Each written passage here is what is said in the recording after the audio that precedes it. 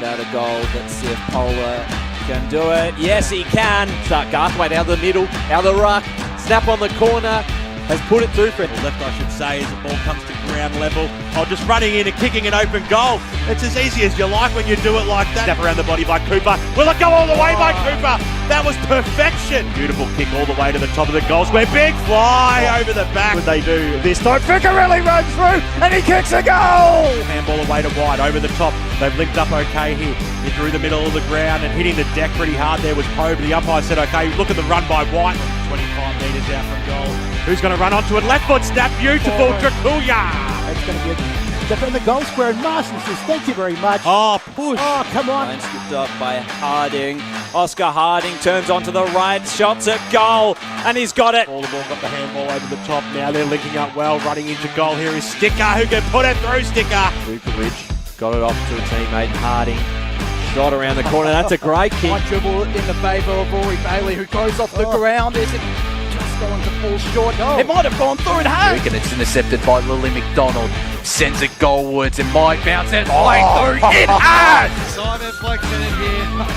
Those 2 captains. The forward 50 by Fisher. Gathered there by Coldstream. Bayless is going to run on with it. He's got an open goal ahead of him. And he spears it. Working for Fritsch. Round the corner. 100 goals to Darcy Fritsch. Writes himself into the history books. Dickinson gets a hand pass. Carter. On the offering. He kicked it. Of course he does. And history is made for Scoresby. And on rushes the crowd. The black and white stripes are up and about in this grand final of 2024. Nobody really saw this one coming. The Tigers again. They just Brady goals out here at Tormore Reserve. There's the siren! Surrey Park going back to back! Unbelievable. This is the final chapter of 2024, boys. You closed it out. Well done. What a legend. Now for the Premiership Cup.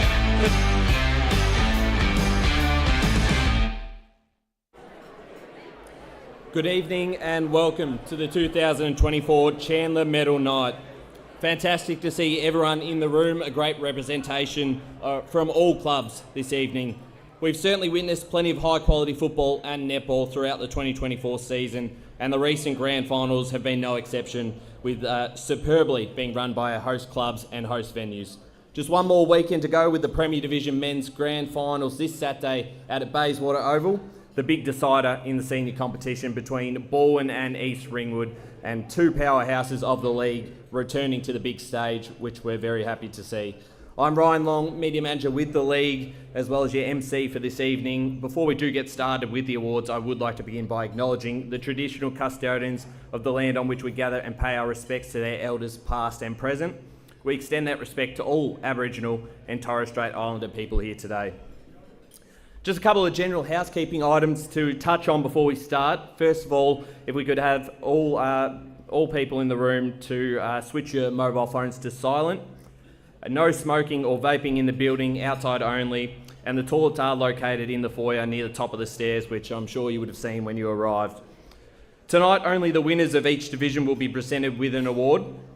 All award winners to please enter on the stage on your left and then exit through the right, and then proceed out to the foyer to take a photo, thanks to Field of View who's here tonight. There's a lot to cover, of course, so please, if we can respect those who have won awards tonight with a bit of silence when they are being read out and coming up on stage. And it's now my honour to welcome up the EFNL CEO, Jai Bond, to say a few words before we get started.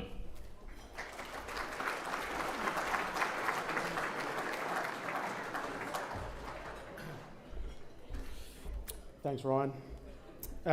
Good evening, everyone. It's my absolute pleasure to be here again for the 2024 Chandler Medal presentation. What a fantastic year it's been again for the Eastern Football Netball League. Firstly, I'd like to thank our board, led by Chair Paul Barlow. Your vision, leadership, guidance continue to shape the future of this league. A huge thank you to our sponsors. Your continued investment in grassroots football and netball is invaluable, and I look forward to seeing our partnerships grow in the years ahead. To my hard-working staff, I'm so proud of what you've achieved this year. Early mornings, late nights, 7 days a week. You are the engine that keeps this league running, and I thank you very much for all the work that you do. I'm sure everyone in this room thanks you for putting on a fantastic competition.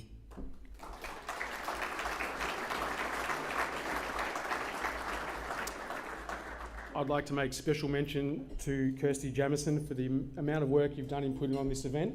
As you can see, tables are wonderful, a lot of paraphernalia around, it's wonderful, so thank you, Kirsty. Thank you to the rest of the staff for helping, and also the Bear O'Neill for all your work today as well, mate. Thank you. To the players, coaches, administrators, congratulations on another outstanding year.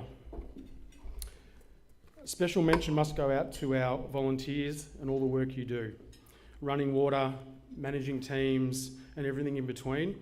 Your selfless work is what makes community sport and our league so special. So thank you very much.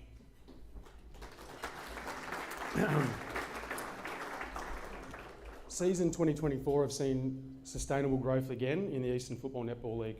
We just ticked over 16,000 participants, making us the largest community football league in the country, which I think is something that we'd all be very proud of, and everyone in this room contributes, so thank you very much for that.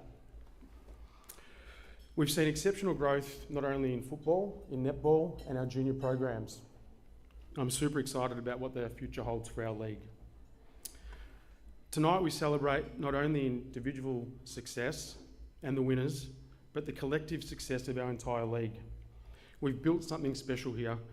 We're a destination league with destination clubs, something I'm super proud of. We'll continue to grow, and it's something we'll be focused on as a league and a board. Once again, thank you for the support. Enjoy the night, be safe, and have fun. Thank you.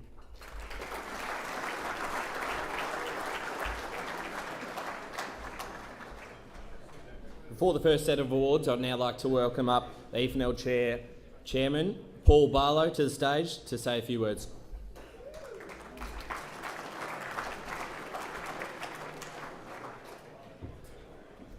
Thank you and good evening. First of all, I'd like to welcome our EFNL board members, particularly Graham Halbish. Graham, you missed last year. I think it was your first one in 15 years. But I said enough words last year, Graham, and everyone remembers them, so you're not going to get another one. EFNL club presidents, club representatives, and to invited players, welcome. Our valued support and our EFNL partners, our naming rights sponsor, major partner Eastland, major partners Bendigo Bank, Deakin University, Yarra Valley Water, BJS Insurance, MEGT Australia, Car Sales, and our netball naming rights partner Belgravia New Balance. Thank you. To all our partners, suppliers and sponsors, thank you for your continued support of the league. Your support enables our league to operate and provide at the highest level of service to our clubs, which has seen the EFNL become one of, if not the largest and most successful community sporting league in the country. Big thank you to the EFNL staff led by Jai Bond. Thank you to everybody. Your work is fantastic. A special mention to Kirsty. I know Jai just did, but your work with the junior presentation night and tonight is just sensational. And as you can see, this is a huge showcase event for our league. Our umpire operations manager, Scott Van Noordenen. I always get that name wrong, Scott. Sorry, mate. He does an incredible job in recruiting, training, mentoring and rostering over 400 umpires every weekend. Thank you, Scott. You and the umpires do a fantastic job. From a competition perspective, our netball and football competitions are thriving and very, very competitive. And it's no coincidence that the clubs who have strong junior programs combined with an integrated women's football and netball program are really showing the benefits. Our netball competition continues to grow from strength to strength, and we now have over 1,700 participants from 35 senior clubs in 13 divisions, with 12 different clubs winning premierships this year, which was fantastic. The junior competition, our boys and girls competition, saw some 427 junior teams. We finished with 41 grand finals at 11 different venues, which is, from a logistical perspective, a huge achievement. 32 different clubs competed in those grand finals with 24 winning premierships. This is our future and we must continue to nurture that. Our women's program in our competitions, we had 39 teams compete across 5 divisions this year. It just continues to grow.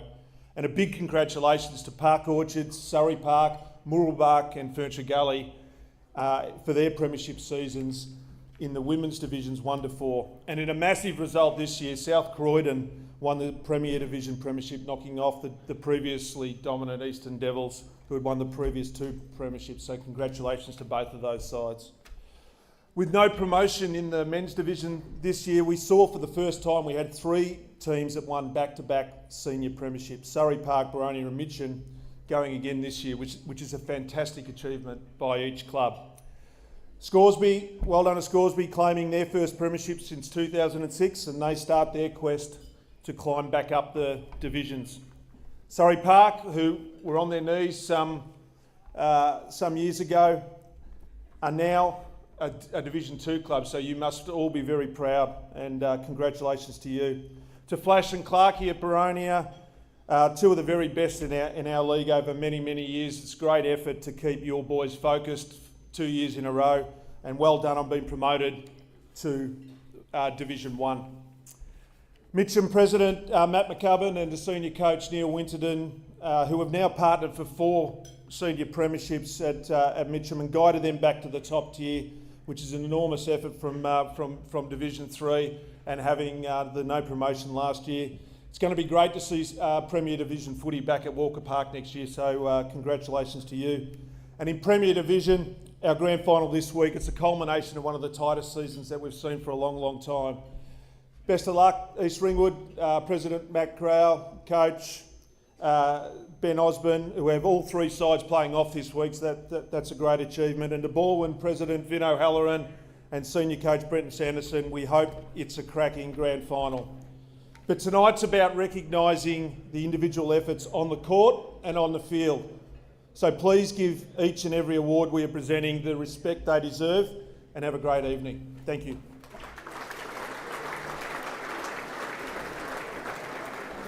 I'll leave.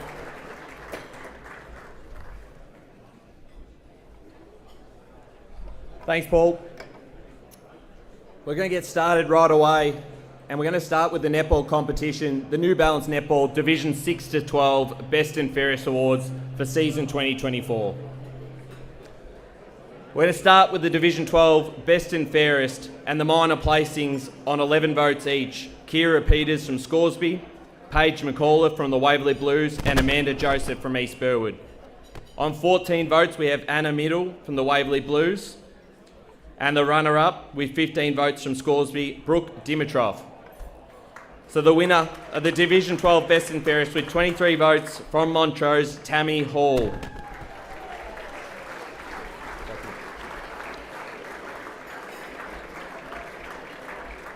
Netball coordinator Alice Cook will be presenting the medals tonight for the netballers, and Tammy was a standout all season for the Montrose, played a key role in contributing to their success and appearance in side's grand final.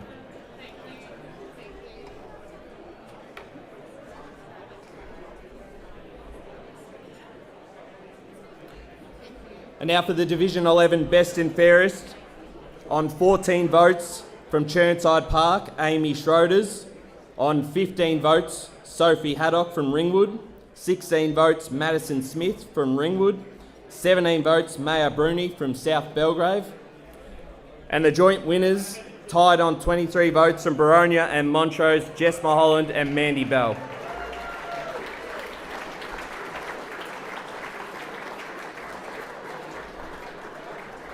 Jess and Mandy have both contributed greatly to their respective teams this season. Jess, a key defender for the Boronia side, and Mandy, who's been playing in the EFNL since 2014, played outstanding for the Montrose Heat, swinging from mid-court to goals.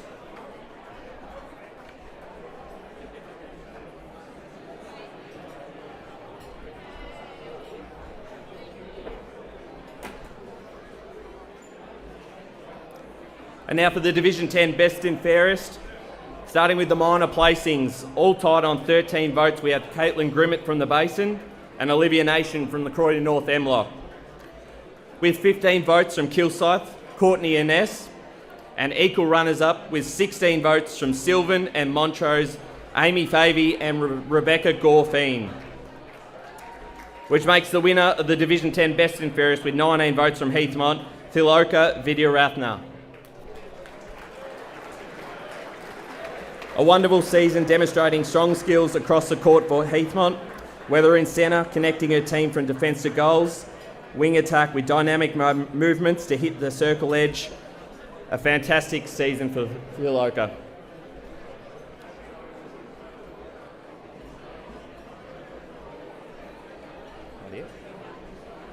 And now for the Division 9 Best and Fairest Award. The minor placings on 13 votes each, both from Wantirna South, Keely Bristow and Rani Littlewood. The runner-up with 16 votes from Vermont Summer Squires.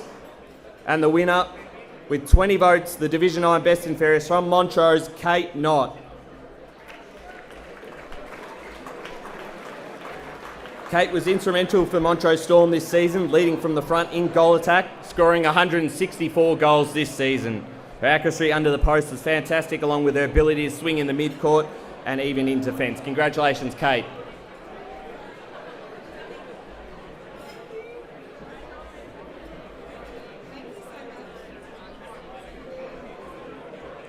And now for the Division 8 Best and Fairest, the minor placings, all on 11 votes each.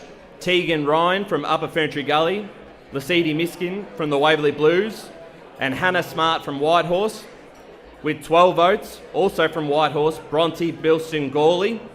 And our equal runners-up with 17 votes each, Ashley Ackland from Vermont, Chloe Frost from Mitcham, and Sophie Hazelwood from Park Orchards, which makes the winner of the Division 8 Best and Fairest with 22 votes from Upper Ferntree Gully, Ashley Thatcher.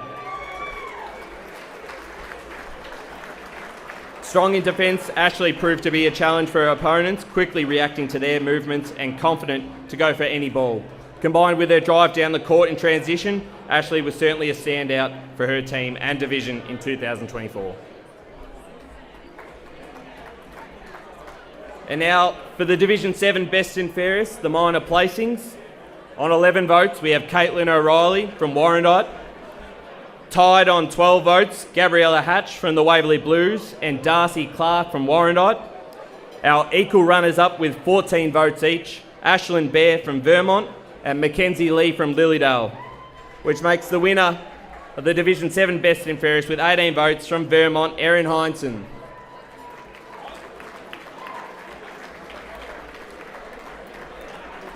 Erin's pressure in goal defence was outstanding this season, dictating goalers' movements and denying space, giving great support to her pairing defender and her ability to swing in the mid-court.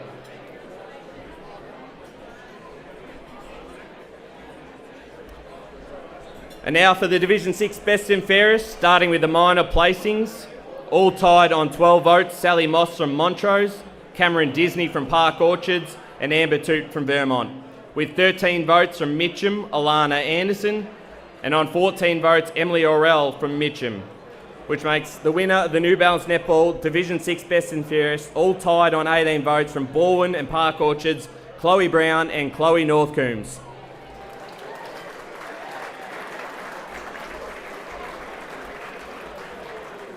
This is Chloe Brown's third season with Baldwin, where she proved to be a tough opponent for goalers each week, and her ability to read the game and movements of shooters entering the circle is a huge part of her game.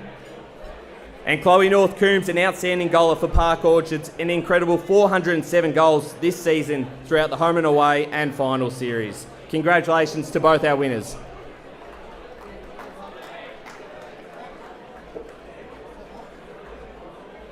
We're going to thank Alice for presenting. We'll let her sit back down because we're going to welcome up the EFNL GM of Football, Dean O'Neill, to present the next set of awards with the under 19.5's Best and Fairest.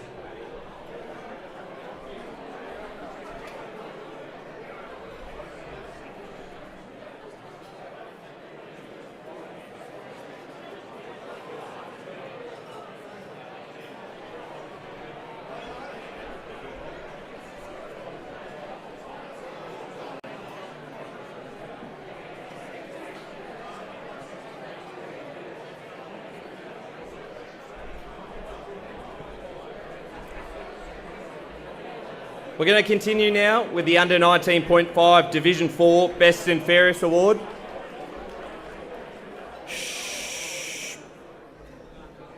We're going to start with the minor placings. On 12 votes each, we have Leo Henderson from Kilsyth and Mitchell Gottschalk from Scoresby. On 13 votes, Ryan Kamen from Churnside Park. The runner-up with 16 votes from Kilsyth, Josh Jackson, which makes the winners of the Division 4 Under 19.5's Best and Fairest with 18 votes from Kilsyth, Jeremy Green.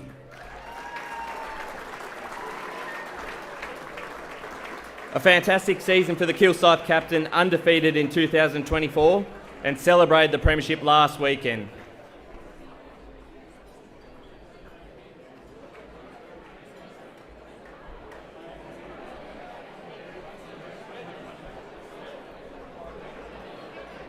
And now for the Division 3 Under 19.5's presentation. 11 votes in the minor placings. Corey Burke from Knox and Braden Wilson from Upper Ferntree Gully.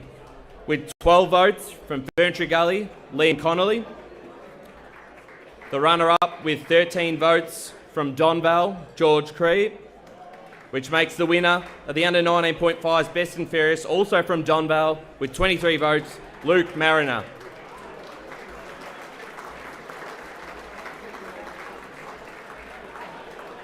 Luke's been an incredible weapon up forward, 77 goals in 2024, which included a bag of 11 against Coldstream and 5 goals in a final against Surrey Park. Congratulations, Luke.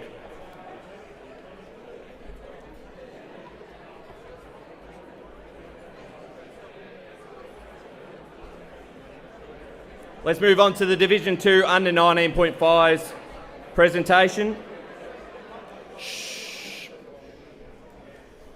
With 5 players tied on 12 votes, the joint runners-up of the division, Oscar Bartlett from Mulgrave, Caelan Parker from East Burwood, Hayden Loft from the Waverley Blues, Patrick Saverda from the Waverley Blues, and Riley Steer from Croydon, which makes the winner of the Division 2 Under 19.5's Best and Fairest with a total of 23 votes from the Mulgrave Football Club, Noah Smith.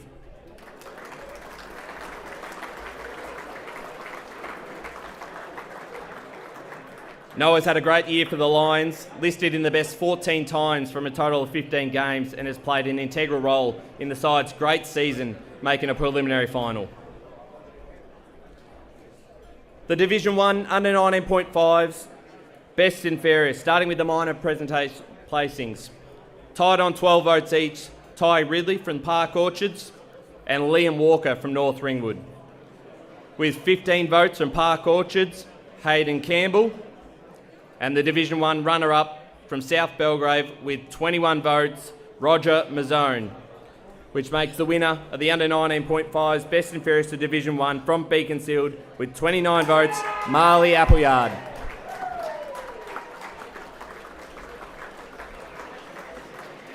A runaway winner with 29 votes of the season, the Eagles midfielder has been a clear standout in 2024 and 15 times in the best, and has shown the ability to hit the scoreboard with 14 goals.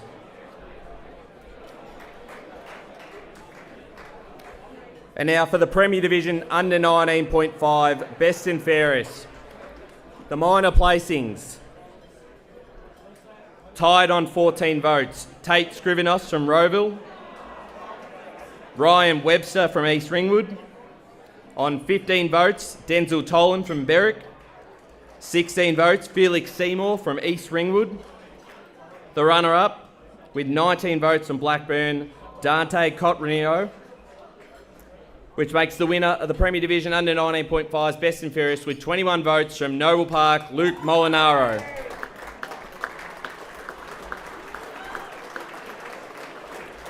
Luke's taken his game to another level this season and has also kicked 15 goals throughout the year. Congratulations, Luke, on a fantastic year. I'm now going to hand it over to Dean O'Neill to present the 2024 Eastland Volunteer of the Year Award.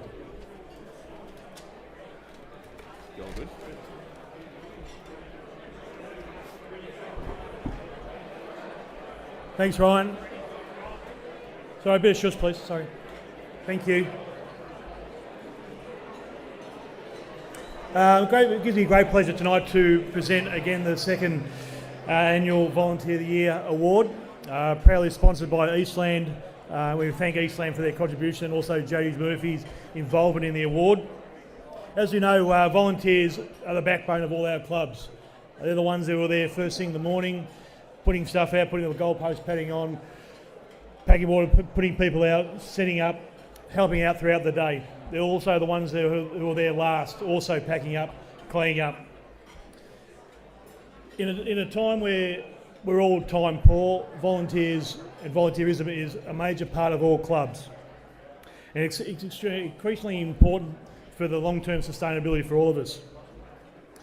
So it gives me great pleasure tonight to award the winner and the gift, the prize donated via Eastland, a hot air balloon ride for 2 over the Yarra Valley, to the winner of the 2024 this year from the Croydon Football Club, Laurie Fletcher.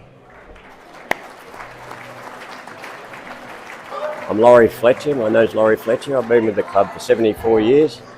I would say Laurie's been involved since before I was born, so a long history. Why it's been so important, as most footy clubs, we've been through periods of tough times, but Laurie's always been there to help raise money, to keep the club afloat. He started here with the juniors. He has 2 sons that have played here before him. He's also played.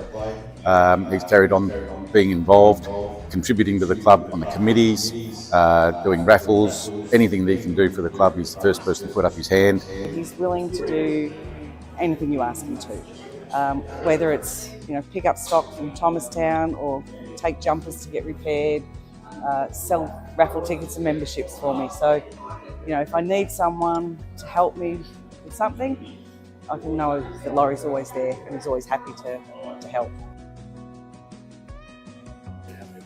Volunteers are vital to any club, not just Croydon, and it seems to be getting harder and harder to find volunteers.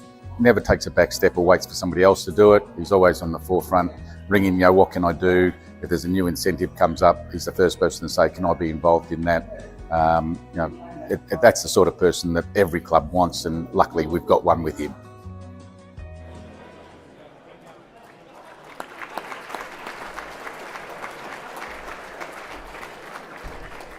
This is a big surprise to me. I've been at the Croydon Football Club for 74 years, believe it or not. I was 7-year-old when I started. My parents were on the committee, and I just feel a bit embarrassed winning this because there's somebody in the club that should have won it. I've been doing this for years, but I do it because I enjoy it, and I think it keeps you young, mixing with the younger blokes, and it's a pleasure to win an award like this, and thanks very much.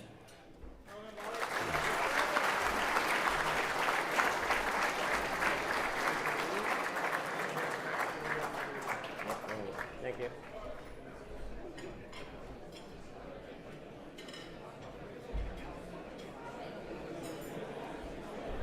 Thanks, Dean, and congratulations, Laurie. A fantastic volunteer. We've got a lot of them in the room tonight. It's all that makes the league tick. I'm now going to welcome up Martin Gall from Club Warehouse to present the Club Warehouse Trainer of the Year.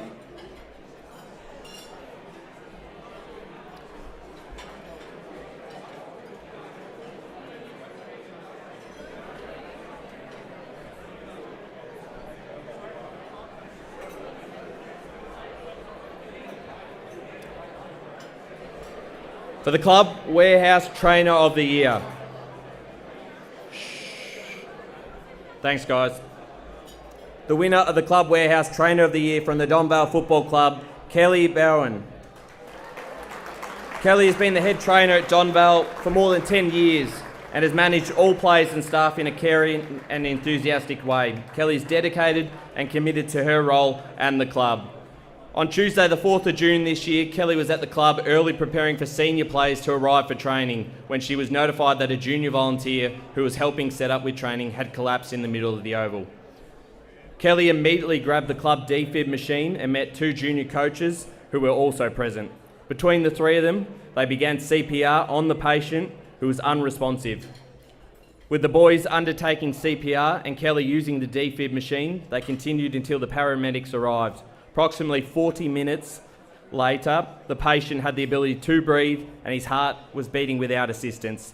The patient was then transported to the hospital. They saved his life.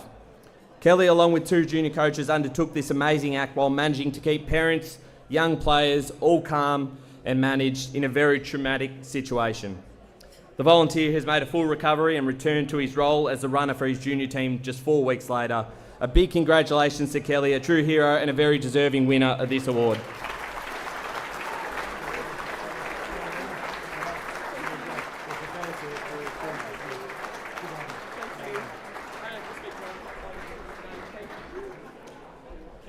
And thanks, Martin. We'll let you sit back down as we continue on with the awards.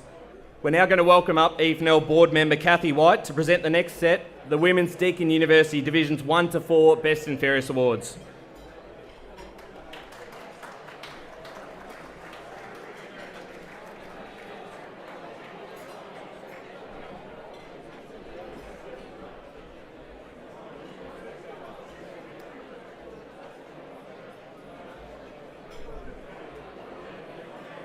We're going to start with the Division 4 Best and Fairest for the Senior Women's Competition. On 13 votes from Ferntree Gully, Brianna Carter. With 14 votes from Bayswater, Jenna White. Joint runners-up, both tied on 17 votes, from Wanturna South and Nuttawading, Lauren DeMarty and Cameron Disney, which makes the winner of the Division 4 Best and Fairest with 21 votes from Ferntree Gully, Ashley Hilda.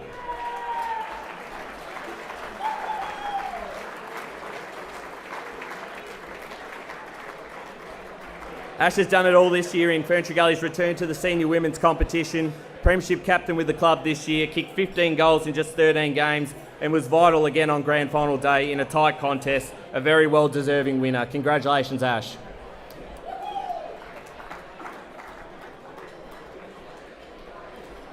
Shh. Thanks, guys. Just a bit of respect for the guys, the girls coming up, getting their awards. The Division 3 Best and Fairest, the minor placings, tied on 11 votes. We have Grace Tobin from South Croydon and Jess Grace from Mitcham. On 12 votes, Bronte Arnott from Heathmont. And the Division 3 runner-up with 13 votes from Muralbark, Lily Chilver, which makes the winner of the Division 3 Best and Fairest with 17 votes, also from the Muralbark Football Club, Jordan Dovelar.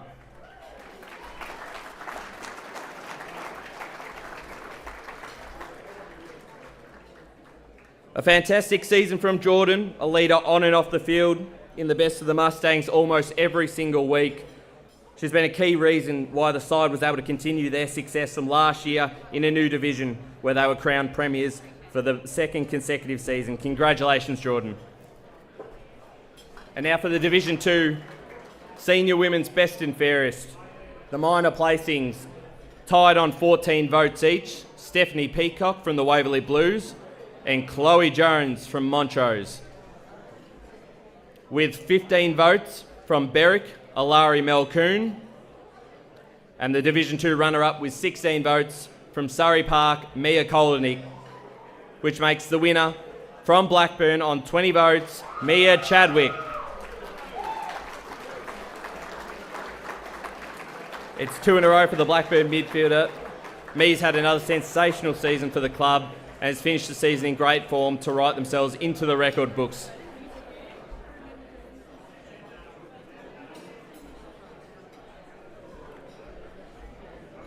And now for the Division 1 Best and Fairest Senior Women's Competition, starting with the minor placings on 12 votes each. Jess Begg from North Ringwood and Remy Archer from Park Orchards. With 13 votes from Donval, Amelia Van Usewich. The runner-up with 14 votes, also from Donval, Nikayla Butler, which makes the winner of the Division 1 Women's Best and Fairest with 15 votes from East Ringwood, Paris Skeeble Lamb.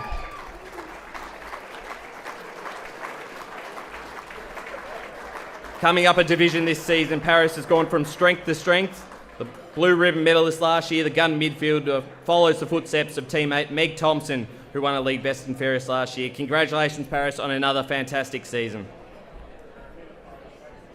We'll also thank Kathy for presenting. We'll let you sit back down and enjoy the night as we now welcome up EFNL board member Graham Helbish to present the next set of awards.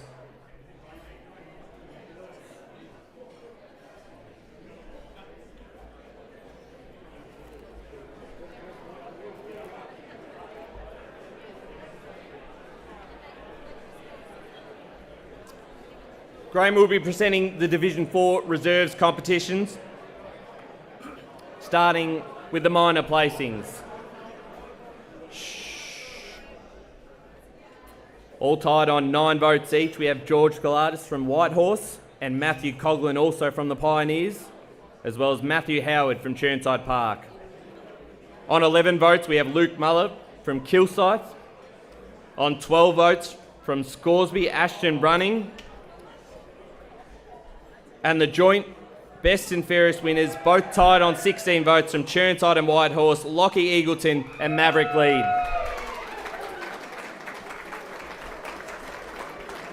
Both winners sharing the honours tonight have had fantastic seasons. Congratulations to both Lockie and Maverick.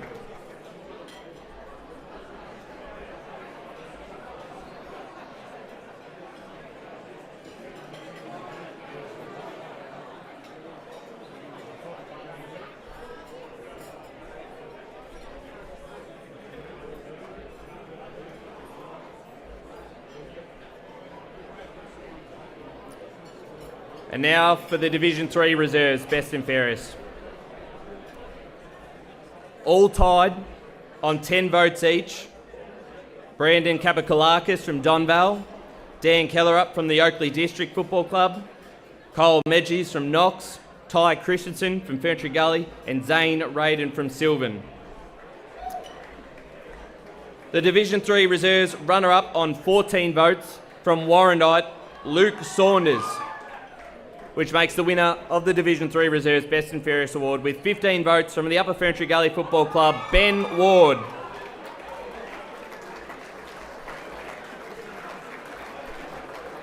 The skipper of the side, Ben's been consistent all season, 10 times in the best from 12 games, and was a major reason for Upper Gully's finals run. Congratulations, Ben, on a fantastic year.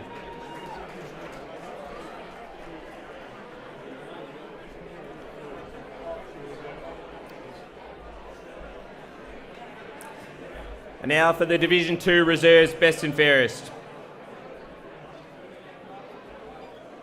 The minor placings on 10 votes, Connor Maguire from Lilydale. Tied on 12 votes each from Baronia, Jess Bolton and Nathan Allen. And the joint winners of the Division 2 Reserves Best and Fairest with 16 votes from Croydon and Templestowe, Luke Hoekstra and Sam Clark.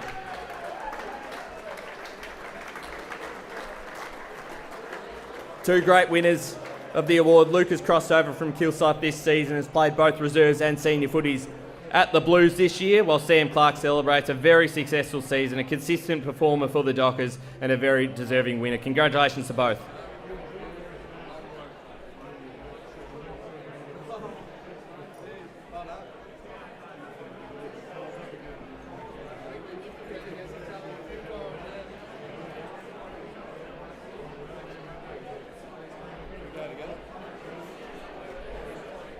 And now for the Division 1 Reserves Best and Fairest. Starting with the minor placings, all tied on 11 votes each. From South Belgrave, we have Josh Bringenshaw, Phil Costa and Christopher Degas. Also on 11 votes from Wanturna South, we have Scott Gerloff. On 12 votes, Benjamin Mantell from Bayswater. And the Division 1 Reserves runner-up with 14 votes from Montrose, Patrick Hune, which makes the winner of the Division 1 Reserves Best and Fairest with 15 votes from North Ringwood, Daniel John.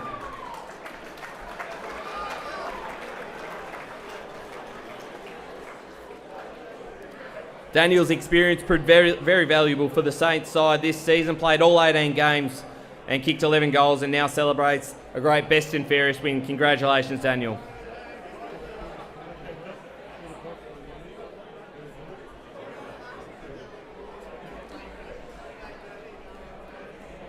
And finally, the Premier Division Reserves Best and Fairest. All tied on 10 votes each. Tom Lockman from Roeville, Billy Garrard-Kett from Baldwin, Kai Barlow from Vermont. On 11 votes from Roeville, we have Jonty Duffy.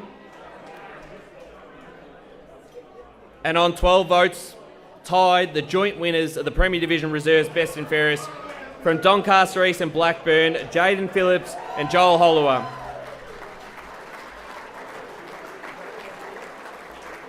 Jaden has been a long-time loyal member of the club, a fantastic achievement for him in the Lions in 2024. Joel, who has played a handful of games at senior levels, continued his great season form into Blackburn's final series. Congratulations to both winners.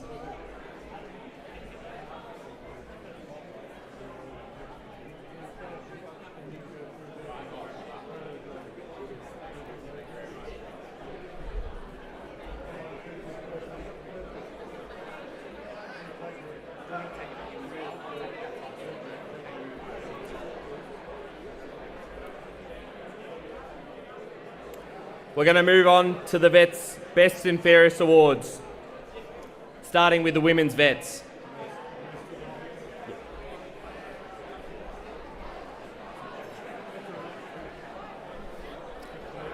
On 8 votes, Alana Stewart from Blackburn. On 9 votes, Christina Lange-Portelli from Blackburn.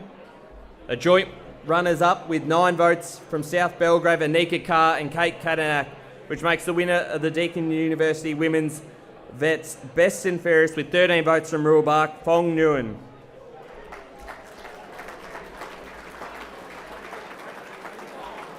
A great performer for the Mustangs, playing a pivotal role in the sides that advanced through to a grand final. Congratulations on what has been a fantastic season.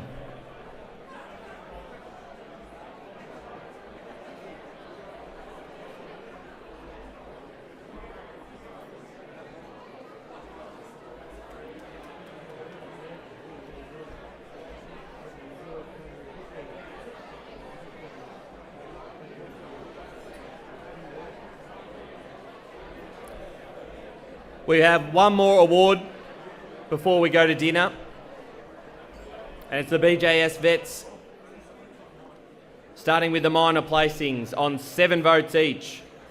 Ken Darby from South Croydon and Paul Florence from North Ringwood. With 8 votes from the Waverley Blues, Paul Savage. The runner-up with 12 votes, Jason Bannon from North Ringwood. The winner of the BJS Vets Best and Fairest with 17 votes from the Waverley Blues, Matt Sharp.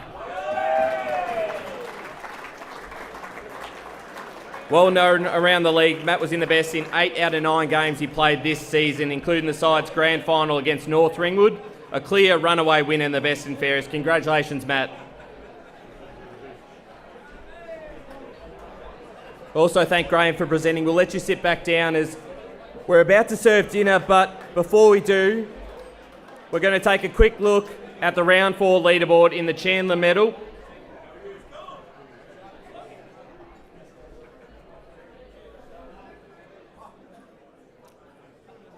The Chandler Medal, of course, for the Senior Men's Premier Division, which will be awarded later tonight. But after 4 rounds, we have the leaderboard. Tied on 6 votes each, Kane Turner from Balwyn, Anthony Brolick from Roval. Tied on 7 votes, Nathan Oakes from Balwyn and Connor Waitman from East Ringwood. And the leader, after 4 rounds of the season, with 8 votes, last year's Chandler medalist Jackson Sketcher from Noble Park. Dinner will now be served quite shortly, so while you're enjoying, the 2024 Teams of the Year will be played on the screen, and we'll be back after mains.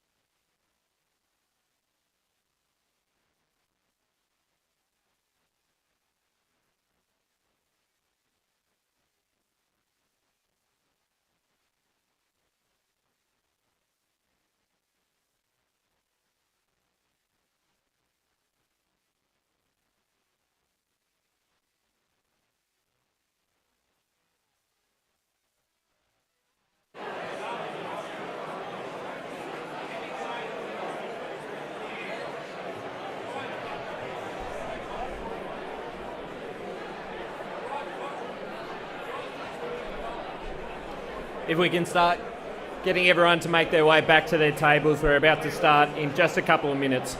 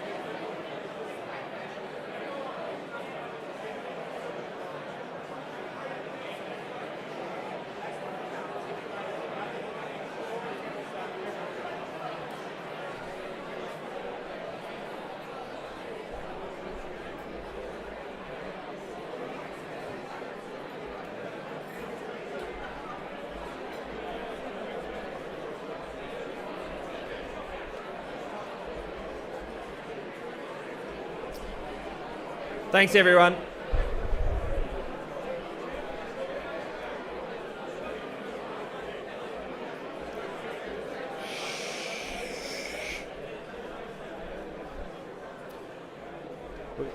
We're going to continue now with the EFNL Recognition of Service Award, and I'll welcome up EFNL CEO Jai Bond to present this award. The Recognition of Service Award helps to recognise some of the wonderful volunteers across our league. Award winners have completed a minimum of 15 years service to the club in a non-playing capacity. And the recipient of the 2024 Recognition of Service Award from the Warrandyte Football Club, Ian Hook.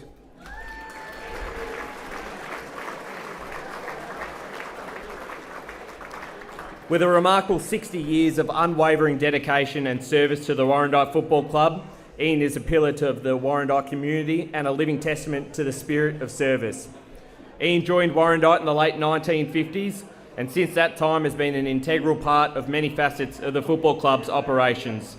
Ian joined the committee in 1964 as a general committee member and was active in the role for many years. Over the decades, Ian has contributed to a wide range of the club's activities, from administrative tasks to current matchday duties. Ian's roles have also included care of club footballs, manning the game day barbecue, including the preparation of breakfast at Sunday trainings back in the day. For more than 10 years, Ian has been the umpire escort, a role he really embraces. He turns up every single Saturday of the season, rain, hail or shine. Ian's reliability, enthusiasm and the longevity of his service is unparalleled.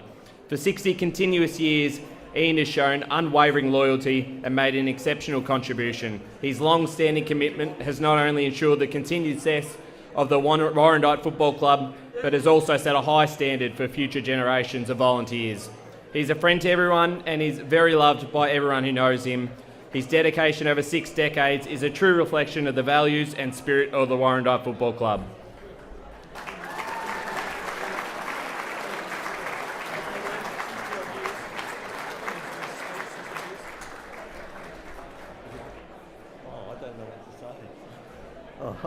I'm just in quite shock, actually. But thank you, everybody, and thanks very much.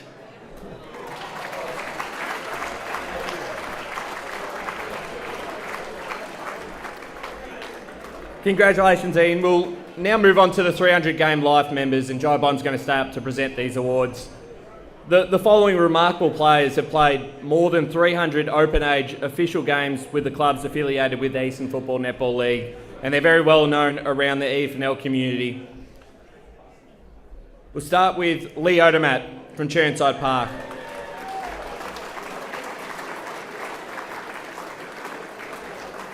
A true EFNL legend, Lee Odermatt reached 300 games within the league this year. The journeyman has had a fantastic career playing for Heathmont, Coldstream, South Belgrave and Chirnside Park. A stacked resume, a 5-time premiership player, 2 with the Jets, 3 with the Saints, 2 of those grand finals, a best on ground medal followed. On top of all that, Lee's kicked over 650 goals. Congratulations on what's been a fantastic career with 300 games this season.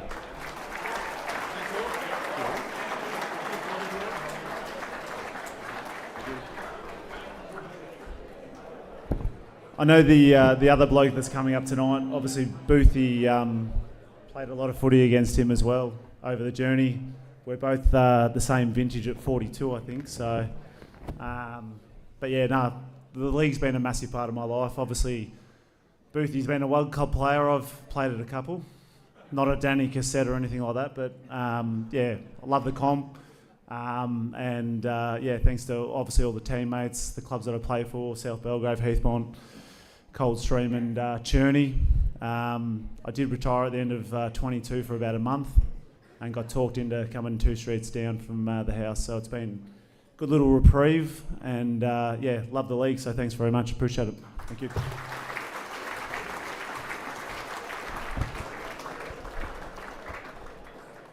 Next from Doncaster, Ben Marganis, a multiple-time premiership player for the club and an EFNL fullback Team of the Year member. Ben celebrated his 300th game for the Sharks in round 13 this year against Wantirna South. The key defender will go down as one of the club's all-time greats, a strong, reliable player off the field and a great clubman off it. Congratulations, Ben, for 300 games.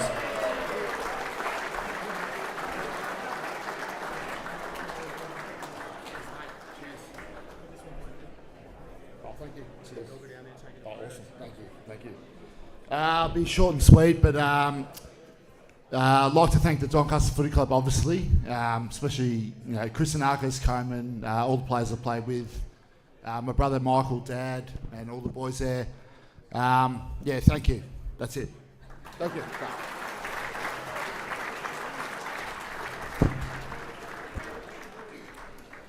And finally, Adam Booth from the Mulgrave Football Club. The first Mulgrave player ever to reach the 300 game mark, one of the most respected players in the league, a lovable figure. Boothie is still playing some incredible footy even today. The Lion stalwart has kicked over 750 goals across his 300 game career. Boothie played his 300th game this year against Lilydale, where he kicked 4 goals in the side's win. Congratulations, Adam Booth, on a fantastic career so far, 300 games.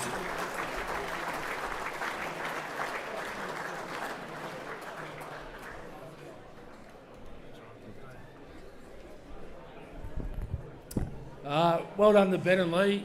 I played against them both very good players. Yeah, obviously played for a long time because I just love the Mulgrave Footy Club. Appreciate the league. And yeah, I played hard for Mulgrave because I love it, and just like to apologise to the opposition for nothing. So go Mulgrave. Cheers.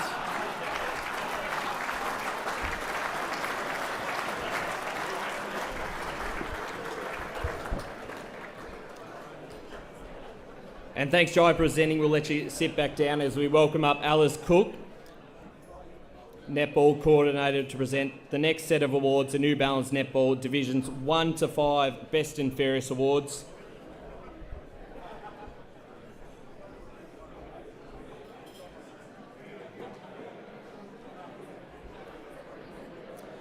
Let's start with Division 5. The minor placings for the Division 5 Netball Best and Fairest tied on 11 votes, Amanda Charnley from Vermont and Samantha Varnum from Ringwood. The runner-up with 12 votes from Vermont, Olivia Jones, and the winner, of the Netball Division 5 Best and Fairest with 22 votes from the Nuttawading Football Netball Club, Melanie Van Zuden. Mel has had a terrific year on the court, winning the leading goal shooter and best and fairest shooting under pressure through her team's grand final match this year. Mel's accuracy and calm presence at the post contributed to their 1-goal win, becoming premiers for 2024. Now for the Division 4 Netball Best and Fairest. The minor placings tied on 14 votes, Anari Webber from Churnside Park and Charlie Tickner from Churnside Park. On 16 votes, Sophie Papadopoulos from Park Orchards. The runner-up from the Basin with 17 votes, Christy Dahan. And the winner of the Division 4 Best and Fairest with 20 votes from the Sylvan Football Netball Club, Madeline Beat.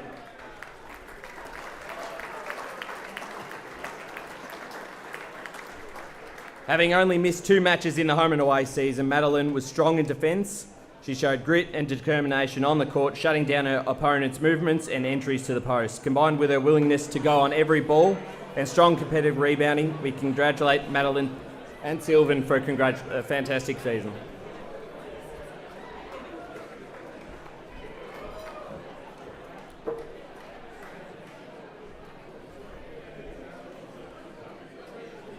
And now for the Division 3 Netball Best and Fairest.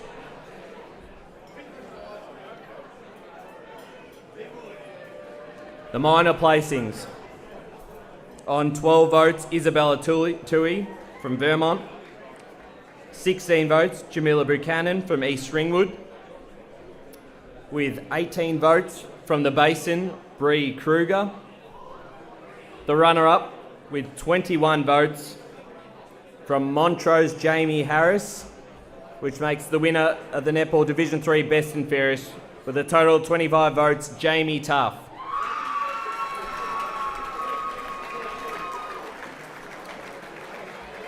In just her 3rd season with the Basin, Jamie has always given her best both on and on the court. Her ability to break away from defence was impressive, and she connected with her pairing goaler Jessica Roosh, scoring 300 goals across the season, including the finals. Congratulations.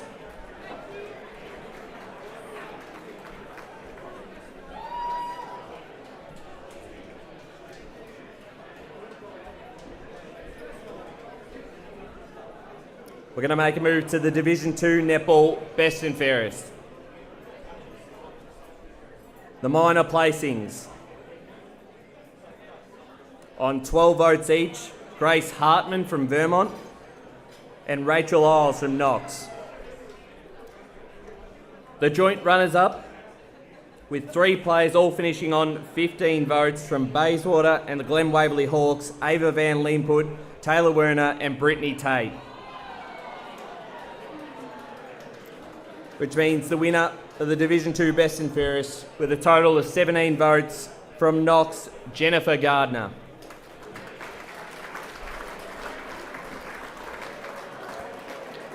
One of Knox's long-standing members, Jennifer has had a stellar season with her Division 2 side as they became premiers following a 6-goal win over Lilydale. A positive leader both on and off the court, the team is always confident with the ball in her hands.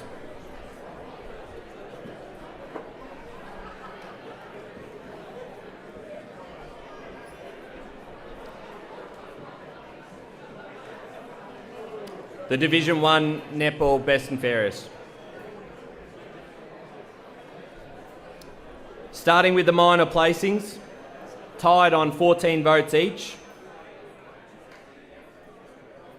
Nikki Anderson from East Ringwood and Kiara Matavura from Park Orchards. The runner-up with 19 votes from Heathmont Page Hunter, which makes the Division 1 Best and Fairest with 25 votes from the Baronia Football Netball Club, Rebecca Sabaya.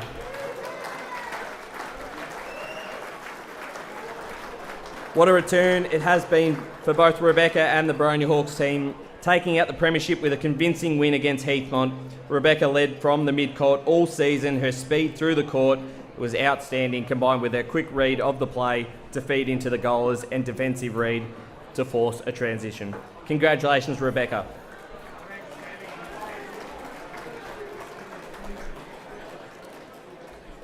And I would now like to welcome up Mary Kirk from All Trophies to present the next set of awards, which is the leading goal kickers for both the senior men's and senior women's competitions.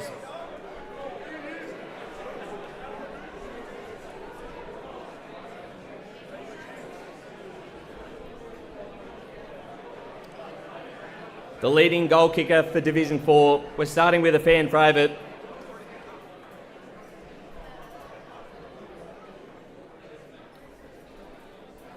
Kicking 92 goals in the home and away season for the Scoresby Football Club, Adam Amin.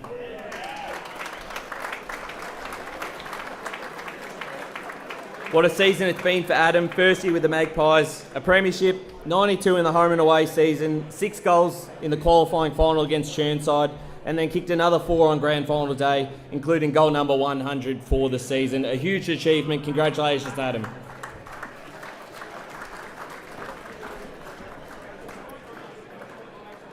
The Division 3 leading goal kicker.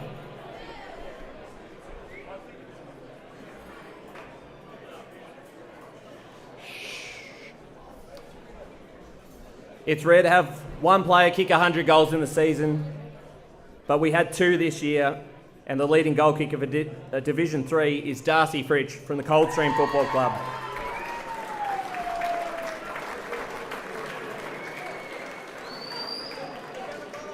Darcy has been spectacular for Coldstream this season. 91 goals in the home and away season, but also managed to reach the 100-goal mark in the semi-final against Knox this year. A very loyal player to the Coldstream Football Club and a fantastic person. Congratulations, Darcy.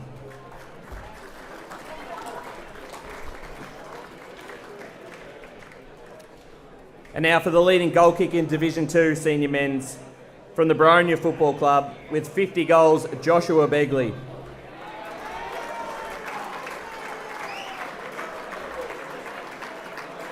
For the second year in a row, Josh has finished with 50 goals for the season.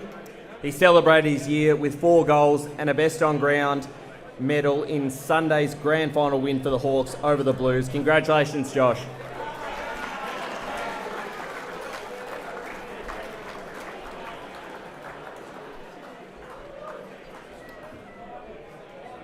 And now for the leading goal kicker in Division 1. From the Montrose Football Netball Club with 56 goals for the season, Ryan Garthwaite.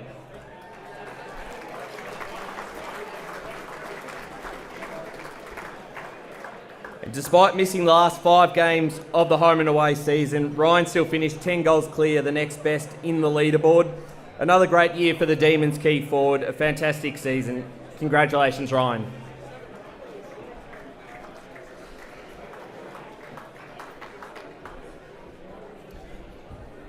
And finally, the leading goal kicker for the senior men's in the Premier Division. From Balwyn, with 51 goals, Charlie Haley.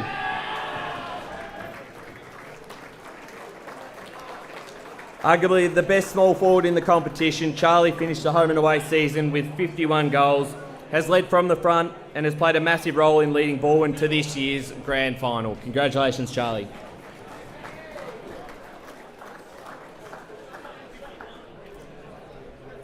And now for the leading goal kickers in the senior women's competition, starting with Division 4. From Fair Park with 28 goals this season, Sarah Berthasell.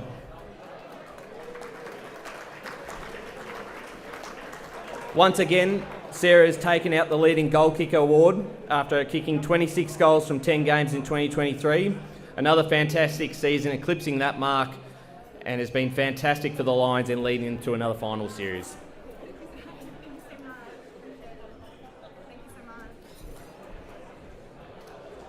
Now for the leading goal kick in the Division 3 Senior Women's. From the Mitcham Football Netball Club with 27 goals, Georgia Fairbairn. The Tigers star finished with 27 majors from just the 12 games this season, and on 4 occasions this year, Georgia kicked 4 goals or more, 164 goals kicked now in her career thus far within the league.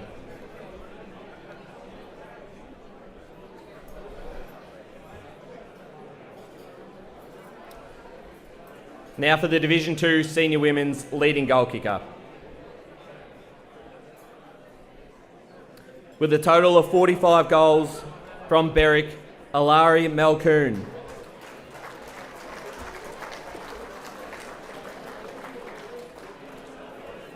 Has been one of the best stories of the season. First year at Berwick, the club returning to the women's comp this year. Alari kicked 45 goals in the home and away season and another 4 in Berwick's semi-final, and even managed to haul a 10 in a single game earlier this year. Congratulations, Alari.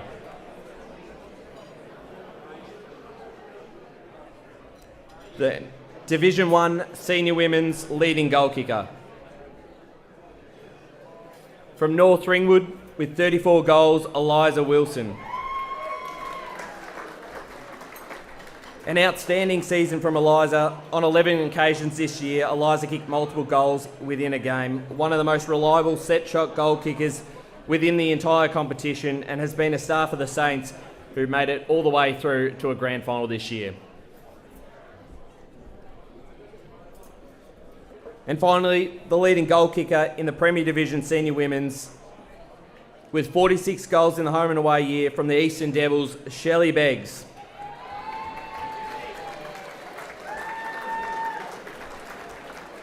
It was a thrilling race in the final rounds of the season, and Beggs kicked 7 goals in the final round to take out the leading goal kicker award with 46 for the year. Congratulations, Sally, on what has been another fantastic season with the Devils.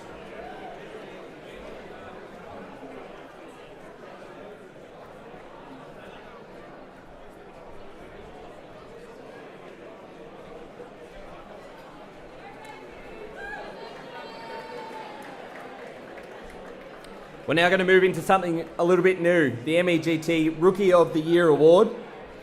A new award this season thanks to MEGT Australia, and Murray Savage from the MEGT Australia will be coming up on stage to present the MEGT Rookie of the Year Award.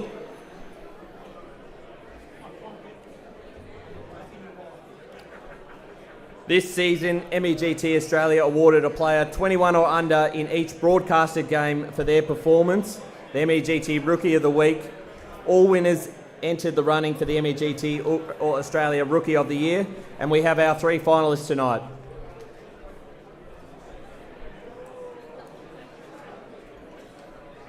The finalists this year: from Montrose, Taj Heap; from Surrey Park, Tom Smith; and from Balwyn, Will Lamotte. And the winner of the 2024 MEGT Rookie of the Year, from the Montrose Football Netball Club, Taj Heap.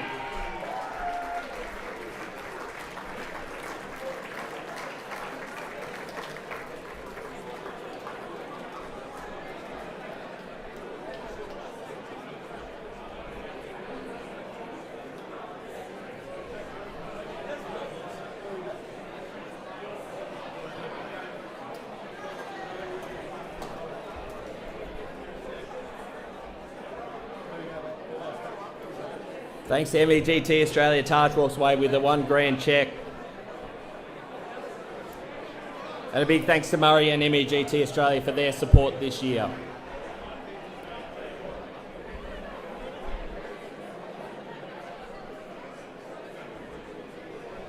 We're now going to welcome back to the stage Dean O'Neill to present another new award, thanks to another new sponsor in Ringwood Mazda, the Ringwood Mazda Mark of the Year Award.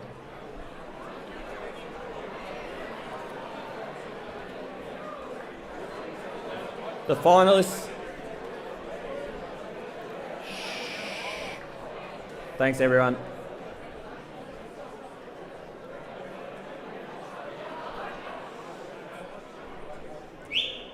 The Ringwood Mazda Mark of the Year Award, the finalists this year: from Heathmont, Liam Malone; from Park Orchards, Alexander Macricanis; and from Forest Hill, Benjamin Schofield. And the winner of the 2024 Ringwood Mazda Mark of the Year, from Park Orchards, Alexander Macricanis.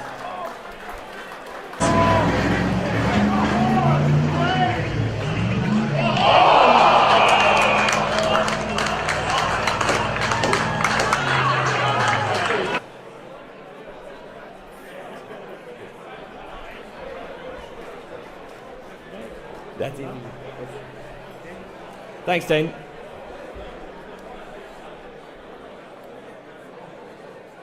Before we start dessert,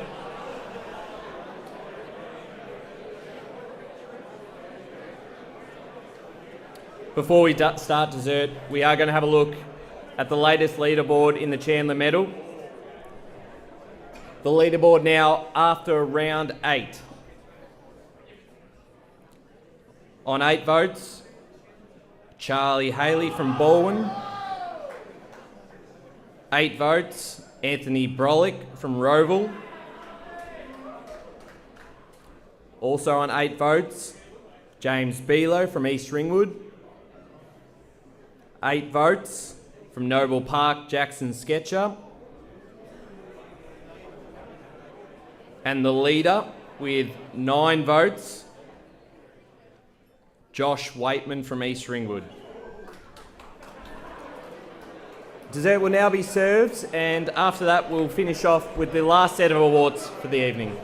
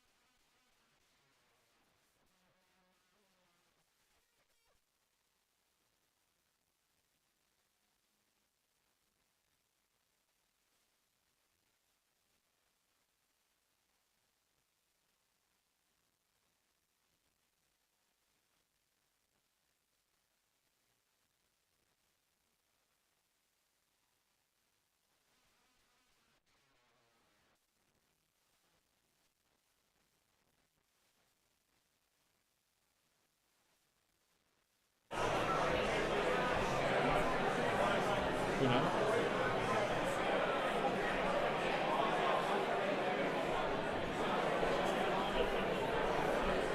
If we can have everyone to start making their way back to their tables, we're about to get started for the final awards of the night.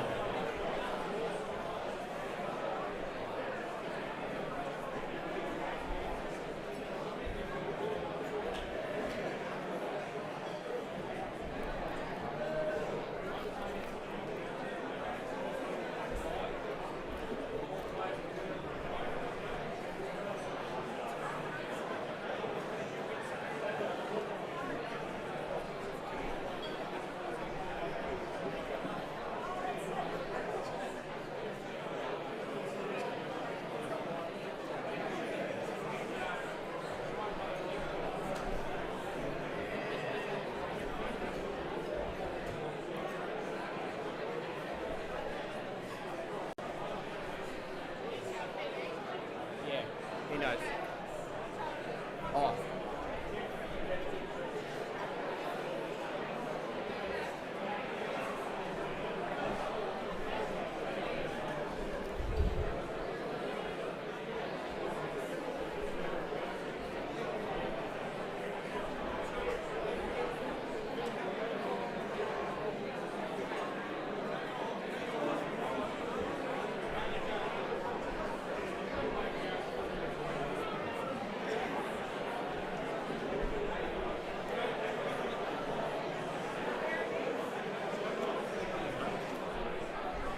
Thanks, everyone.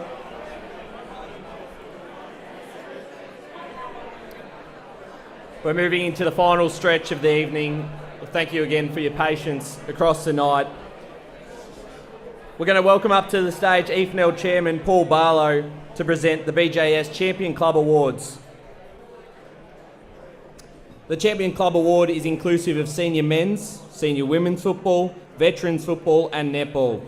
Clubs receive points for sides fielded along with points for wins and draws. Rather than one overall winner, the league awards a champion club within each division designed to reward and promote inclusivity within the league. We'll start with the BJS Champion Club for Division 4. The winner, Chirnside Park.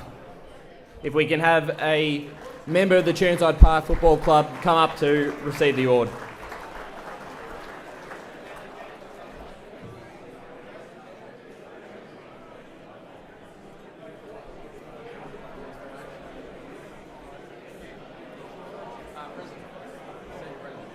And now for the BJS Champion Club for Division 3.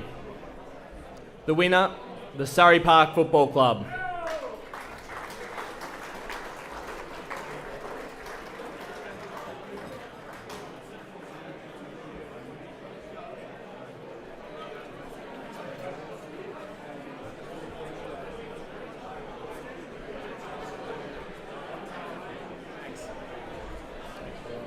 And now the Champion Club for Division 2, the winner, the Baronia Football Netball Club.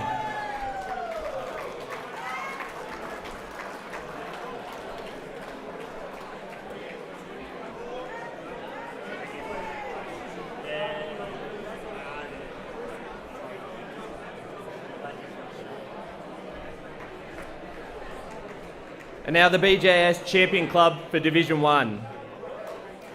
The winner is the South Belgrade Football Netball Club.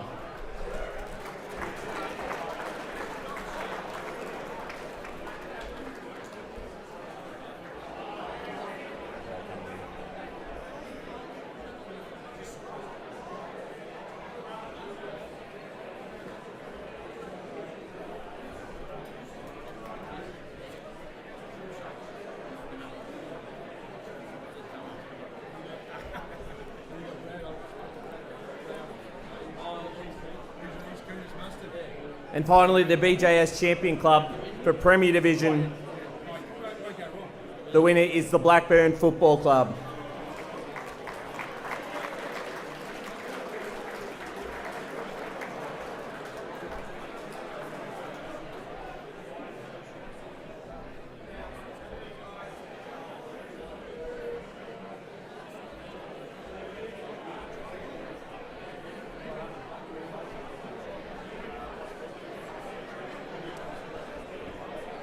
We'll thank Paul for presenting. We'll have him back up for the final set of awards. But before that, we're going to invite EFNL CEO Jai Bond back to the stage to present the first set of the Best and Fairest Awards, starting with the Stephen Jones Medal for Division 4 Senior Men's.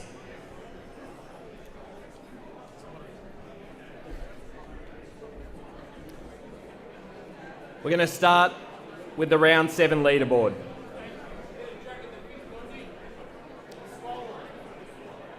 On 5 votes each,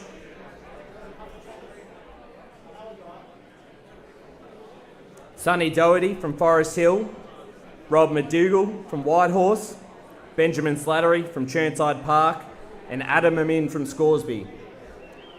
Tied on 7 votes each, Dale Hare from Scoresby and Edward Sim from Whitehorse.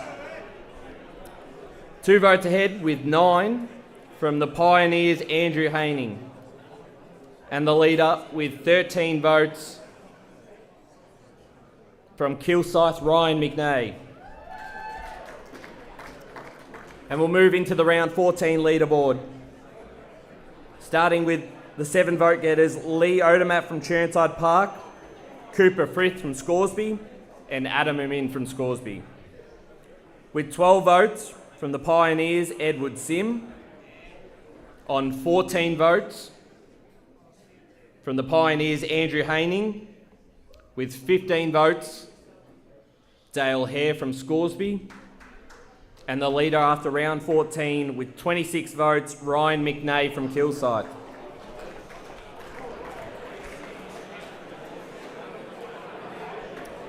And now for the minor placings.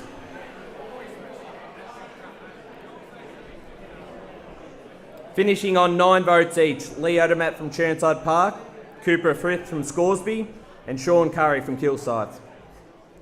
With 11 votes, Benjamin Slattery from Churnside Park, 14 votes, Adam Amin Scoresby, 16 votes, Andrew Haining Whitehorse. The runner-up with 18 votes from the Pioneers, Edward Sim, and the winner of the Division 4 Stephen Jones Medal with a total of 33 votes from the Kilsyth Football Club, Ryan McNay.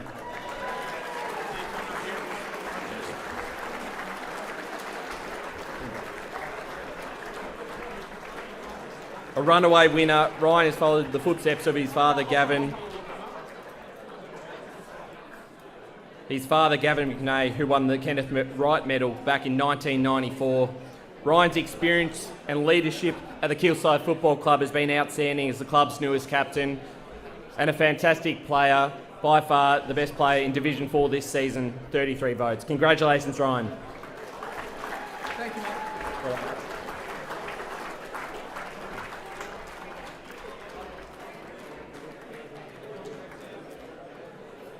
And now for the Division 3 Best and Fairest of the senior men's competition, also known as the Perce James Medal. We'll start with the round 7 leaderboard. All tied on 7 votes, Gavin Pears from Knox, Darcy Fritsch from Coldstream, and Tom Smith from Surrey Park. Tied on 10 votes, Ethan Duncan from Donvale, and Russell Cohen from the Upper Ferntree Gully Football Club. With 12 votes, Kane Hendon from Surrey Park, and the leader after round 7 from Donvale, James Rouser. Now for the round 14 leaderboard. Tied on 14 votes, Zach Haig from Donvale and Darcy Carrigan from Coldstream. 16 votes, also from Donvale, Ethan Duncan. 17 votes, Harrison Greaves from Knox. With 20 votes, Russell Cohen from Upper Ferntree Gully. And the leader after round 14 with 27 votes, James Rouser from Donvale.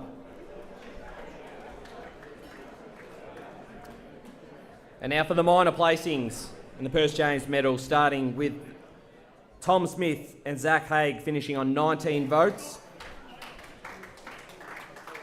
With 20 votes, Harrison Greaves from Knox.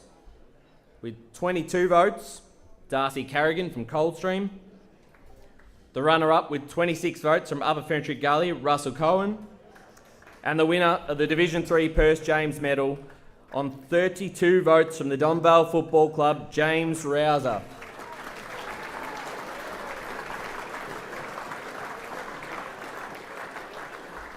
A second consecutive league best and fairest to James. James has been outstanding not only on the field but off it, and has been a leader of the Don Vale Football Club and a major reason why the club has had such a great success over the recent years. Congratulations, James, back-to-back winner of the Perth James Medal.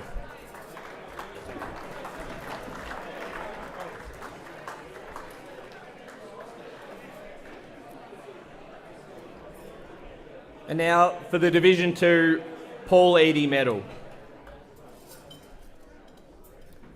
We'll start with the round 7 leaderboard. Tied on 8 votes each. Omar Mohammed from the Waverley Blues and Josh Begley from Boronia.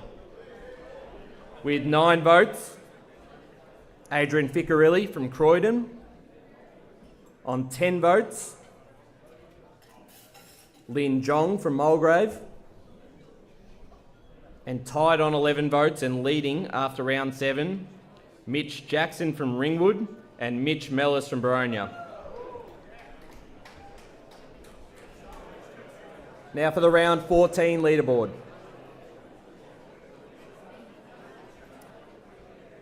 On 15 votes each, Bo Mitchener from Templestowe and Matthew Mariani from East Burwood. With 16 votes from Heathmont, Nathan Mullinger-McHugh.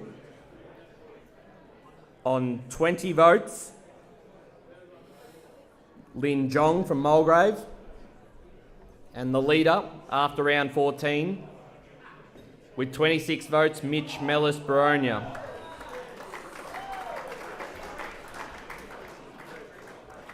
And now for the minor placings. Finishing on 15 votes, Josh Begley from Boronia. 16 votes, Carl Giovannini from Templestowe.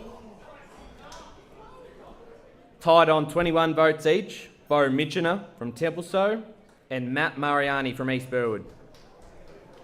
With 22 votes, Nathan Mullinger-McHugh from Heathmont. And the runner-up on 24 votes from Mulgrave, Lin Jong. Which makes the winner of the Division 2 Paul Eadie Medal with a total of 31 votes from the Boronia Football Netball Club, Mitch Mellis.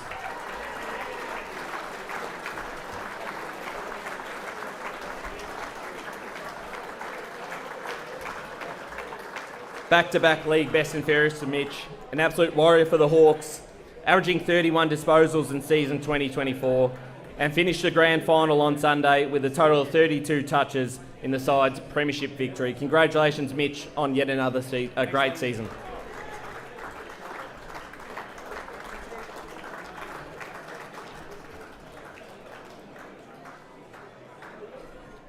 And now for the Division 1 Kenneth Wright Medal. Let's take a look at the leaderboard after round 7. Tied on 8 votes each, Ryan Garthwaite from Montrose and Kane Noonan from Mooroolbark. On 9 votes, Aaron Fenton from North Ringwood. With 11 votes, Jesse Uren from Mitcham. And the leader after round 7 with 16 votes, Michael Prozenak from Park Orchards. And now for the round 14 leaderboard. On 13 votes, Ryan Garthwaite from Montrose. Both tied on 15 votes, Kane Noonan from Mooroolbark and Liam Kidd from South Belgrave. With 18 votes, Aaron Fenton from North Ringwood. 21 votes, Jesse Uren from Mitcham. And the leader after round 14, on 24 votes, Michael Prozenak from Park Orchards. And now for the minor placings. Finishing on 13 votes each, we have Ryan Garthwaite from Montrose and Jesse Cherry from Mitcham. With 18 votes each, Tim Smith from South Belgrave and Kane Noonan from Mooroolbark. On 21 votes, Aaron Fenton from North Ringwood. And joint runners-up on 22 votes each from South Belgrave and Mitcham, Liam Kidd and Jesse Wren, which makes the winner of the EFNL Division 1 Best and Fairest the Kenneth Wright Medal with 28 votes from the Park Orchards Football Club, Michael Prozenak.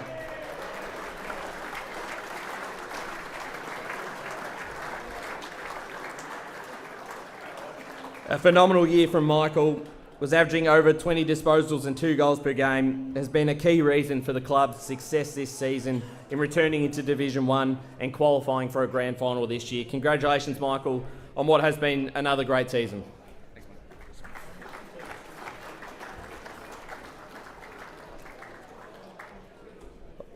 I'll now thank Jai for presenting. I'll let him sit back down as for the final 3 awards of the night. We're going to re-invite EFNL Chairman Paul Barlow to the stage to present the last set of Best and Fairest awards.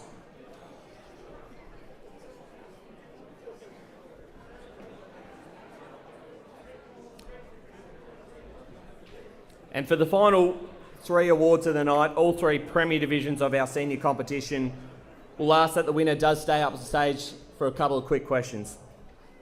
We're going to start with the Premier Division for Netball. For the round 9 leaderboard, tied on 9 votes each, Taylor Burrell from Croydon and Emily Salmon from East Ringwood. With 10 votes, Alana Hanlon from Croydon, and the lead after 9 rounds on 13 votes, Gabrielle Clark from East Burwood. The round 12 leaderboard, 11 votes from Croydon, Taylor Burrell. On 12 votes from East Ringwood, Emily Salmon. On 13 votes, Alana Hanlon from Croydon. And the leader after round 12 with 17 votes, Gabrielle Clark from East Burwood.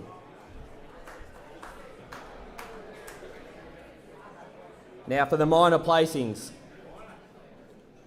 On 11 votes, Taylor Burrell from Croydon. On 12 votes, Emily Salmon from East Ringwood. The runner-up with 17 votes from East Burwood, Gabrielle Clark. And the Premier Division Netball Best and Fairest winner with 19 votes from Croydon, Alana Hanlon.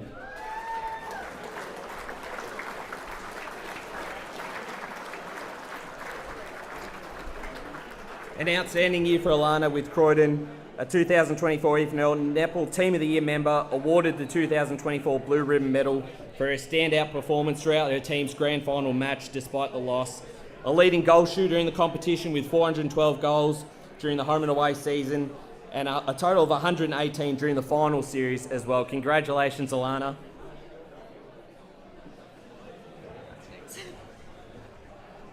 Alana, congratulations. Fantastic achievement, and you've had a fantastic run home on the votes. Did you expect to poll that many in the last few rounds? No, definitely not. Didn't expect it at all. And it's obviously a great success for the club to make another grand final this year.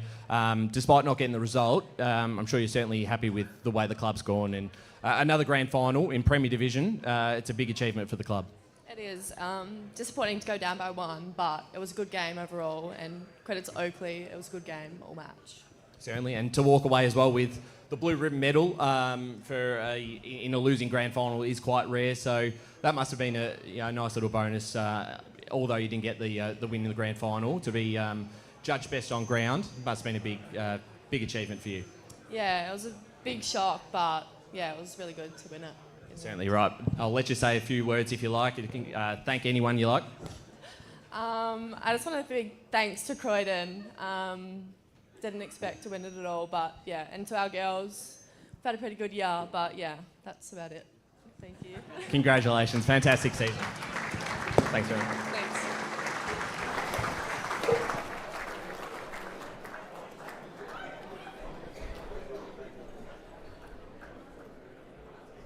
Two more awards left for the evening.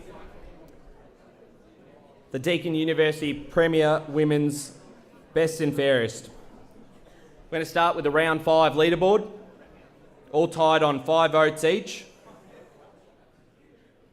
Nicole Garner from South Croydon, Roxy Maslin from Whitehorse, and Taylor Black from South Croydon. With 7 votes each, Shanae Hawker from South Belgrave, and Brooke Curran from South Croydon. And the leader after round 5, last year's Best and Fairest winner from the Eastern Devils, Olivia Ang, with 8 votes. Let's jump into the round 10 leaderboard. On 10 votes each, Ellie McDonald from the Eastern Devils, and Georgia Fisher from Whitehorse. On 11 votes, Olivia Ang from the Eastern Devils, with 12 votes from South Croydon, Brooke Curran, and the leader after round 10, with 17 votes, Taylor Black from South Croydon. And now for the minor placings. With 12 votes, Georgia Fisher from Whitehorse and Brooke Curran from South Croydon. 13 votes each, Rachel Slater from Baronia and Roxy Maslin from Whitehorse. With 14 votes, Gemma Mason from South Belgrave.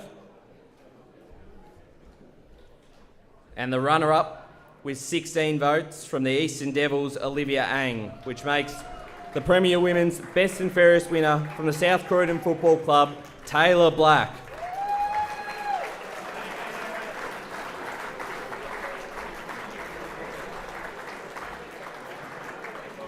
It's been an incredible year for Taylor, 49 goals in 2024, a premiership medallion, and now a league best and fairest. It's the 3rd league best and fairest that Taylor has won in the competition.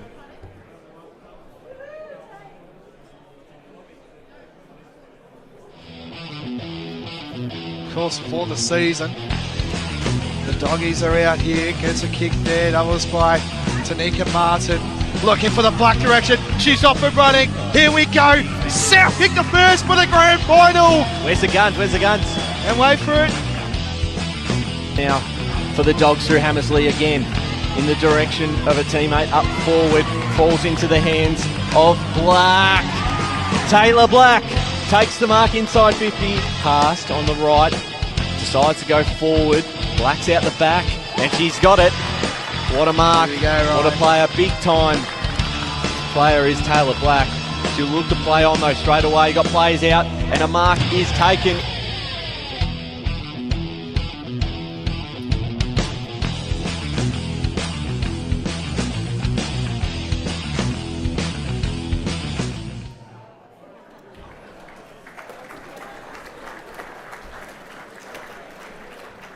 As we did say, a 3rd best and fairest in the competition for Taylor.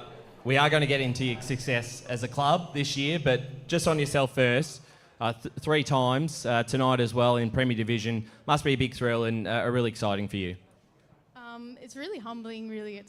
I mean, I'm honoured. I'm just so grateful that I get to be a footy player, really. I didn't really think it would be something that was on the cards for me when I left high school. I loved footy, but it just wasn't super accessible, for women yet. So it's amazing to see the growth in the sport for the girls. And there's so many talented women in this room, but across the whole EFNL and in every single club. So it's just humbling to be up here. You talk about clubs with strong senior women's programs, and South Croydon's no exception. And one of the best, of course, with the 2 sides being able to play each year. The men's are really involved, really supportive of the women's. It's a great club. It's a great club culture, and that must be really pleasing for you and the players to know that you do have that support. Yeah, it's amazing. It's a really inclusive club. It's really community based, and I feel really lucky to be there. I feel really valued as a person, foremost, and then, you know, going on as a player and a teammate and whatever else. But yeah, it's an amazing club.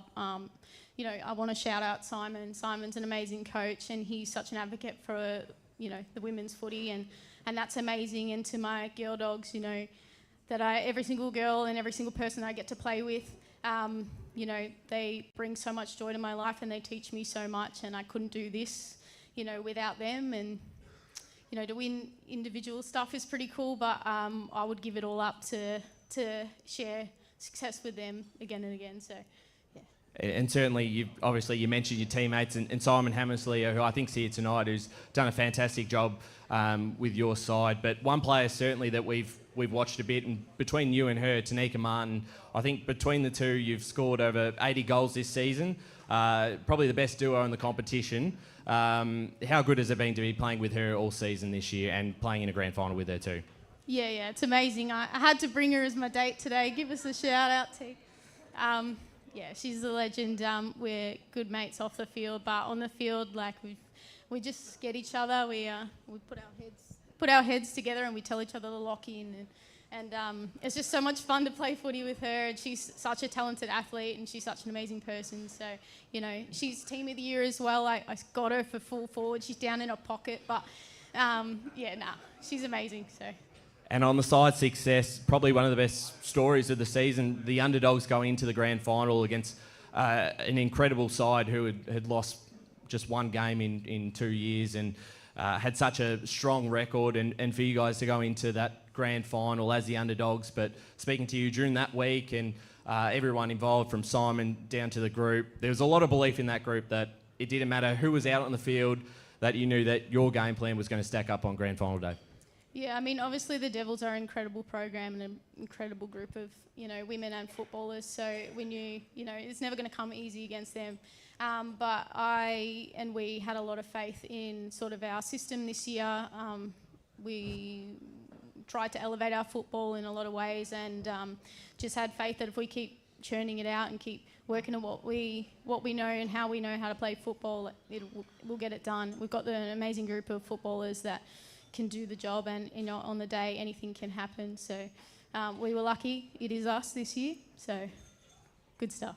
Well, congratulations, Taylor. Arguably one of the best players in this competition, not just one of, potentially the greatest that we've had in the senior women's competition. So congratulations. I'll let you say a few thank yous or any final words to the people here tonight and listening at home. Yeah, just thank you to EFNL. Like I said, it's amazing to see the growth in the women's program, and it's really, really cool to see so many talented women across, you know, the entire league. Thank you to South Croydon. Thank you to my girls. Thank you to Simon. Thank you for all the hard work that you put in. Thank you for valuing me as a person, and for all the happiness that you bring to my life. And just a final shout out. I lost my gran just before round one this year. She was my biggest supporter. She never missed a game. And I said to her round one that I'd see her at the footy. So I feel like she's here with me tonight, and she might have got me over the line tonight. So miss you, Gran. Love you. Thank you.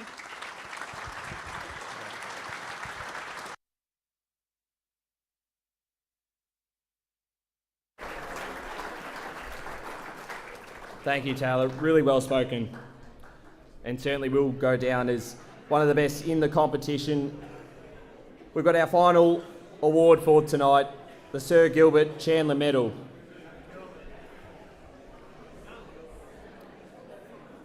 The Sir Gilbert Chandler Medal for the Premier Division. We're going to recap the leaderboards that we've been announcing across the evening. The round 4 leaderboard recap. On 6 votes each, Kane Turner from Balwyn and Anthony Brolick from Roval. 7 votes each, Nathan Oakes from Balwyn and Connor Waitman from East Ringwood. And the leader after round 4 with 8 votes was Jackson Sketcher from Noble Park. After round 8, all tied on 8 votes each, Charlie Haley from Balwyn, Anthony Brolick from Roval, James Beelo from East Ringwood, Jackson Sketcher from Noble Park, and the leader, with 9 votes, Josh Waitman from East Ringwood. We'll now have a look at the round 12 leaderboard. On 9 votes, Josh Waitman from East Ringwood. 9 votes, Alexander Urban from Balwyn. 9 votes, Lachlan Johns from Vermont. 9 votes, Connor Waitman from East Ringwood. And 9 votes for Jackson Sketcher from Noble Park. On 11 votes, in third after round 12, from Balwyn, Charlie Haley. With 14 votes, from East Ringwood, James Beelo. And the leader after round 12, with 16 votes, from Roval, Anthony Brolick.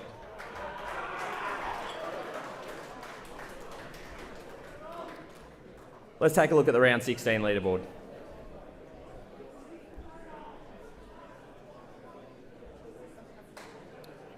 All tied on 12 votes each. Josh Waitman from East Ringwood. Alexander Urban from Balwyn.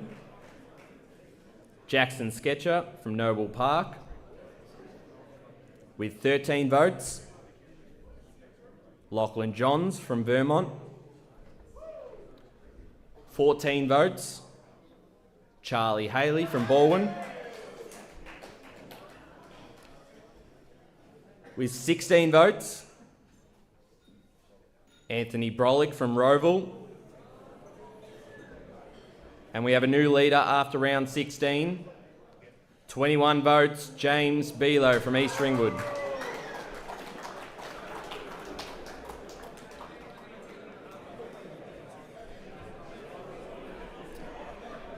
All right, minor placings for the 2024 Sir Gilbert Chandler Medal. 11 votes, Lachlan McDonald from Roval. 12 votes each, Josh Waitman from East Ringwood and Alexander Urban from Balwyn. 13 votes, Lachlan Johns from Vermont. All tied on 14 votes, Connor Waitman from East Ringwood, Jackson Sketcher from Noble Park, and Charlie Haley from Balwyn. And now for the runner-up of the Sir Gilbert Chandler Medal, with 16 votes from Roval, Anthony Brolick. I would now like to declare the 2024 Sir Gilbert Chandler Medal with 27 votes from the East Ringwood Football Netball Club, James Beelo.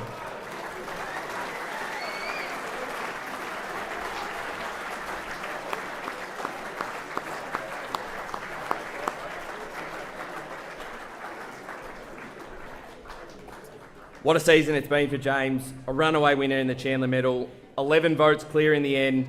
The dominant inside midfielder finished with 18 goals and has led the Roos to their first grand final at the top level since 2002.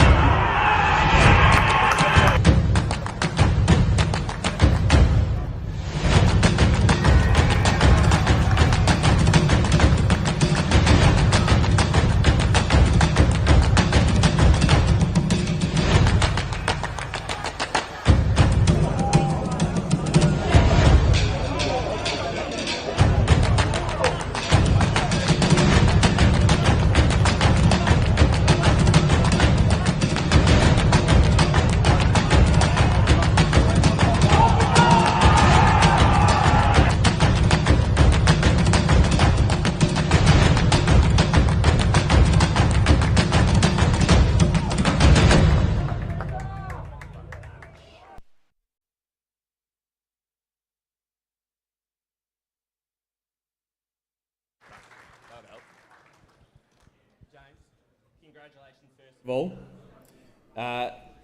These are the names from East Ringwood who have won a Sir Gilbert Chandler Medal. Keith Robbins twice, Ron Thomas, Russell Rowe, Jared Clark, and now you enter that elite group. What's the feeling? It's a very historic group, and for you, a Chandler Medal this year after a really good season last year, and this year, a complete runaway in the end. Yeah, thanks, mate. Some of those names, guys have been around the club for years. It feels really good. Not something you think about too much through the year or, until you come in here. But, thrilled to take it out. Certainly, was it expected? Obviously, Connor jumped out of the blocks first. Josh was there from East Ringwood, and then you really hit your straps in the second half of the season. I don't know if that felt that way during the year, but it certainly worked out well in the polls where you started polling 3 votes in just about every single game in the backstretch of the season. Yeah, well, that's the thing. I sort of felt like, we had such an even contribution this year, with Connor having an outstanding year, Josh as well. We had Corey Preston come in and play some great roles for us. So, no, I honestly had no expectations on tonight. With having such a great year as a club, I thought we'd be quite evenly spread across the board.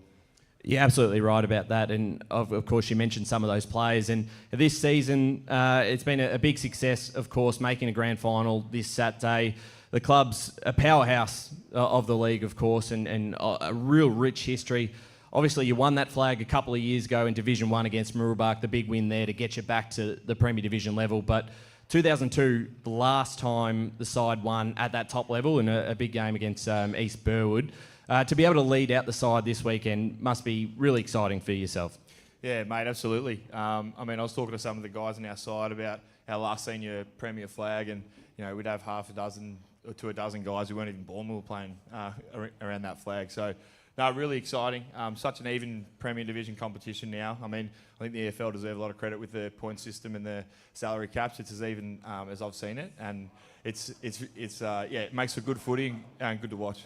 How have you seen the season? Because as you said, it's probably arguably the most even season we've had in a long time in Premier Division, with the top 5 not decided for, till round 18. There were 3 games still going on that played a factor, and obviously you guys were all locked up in first spot, but I think you must have known that didn't matter who you were going to play, you were always going to be in for a tough afternoon. Yeah, that's the thing. I think I don't think we finished on top because we were any better than anyone. It was more because we were consistent throughout the year, and it's such an even competition. If you're off, you'll get beaten. That's for sure. Yeah. And you're the last player to win the Chandler Medal to also play in the grand final that same week since Brett Eddy from Vermont.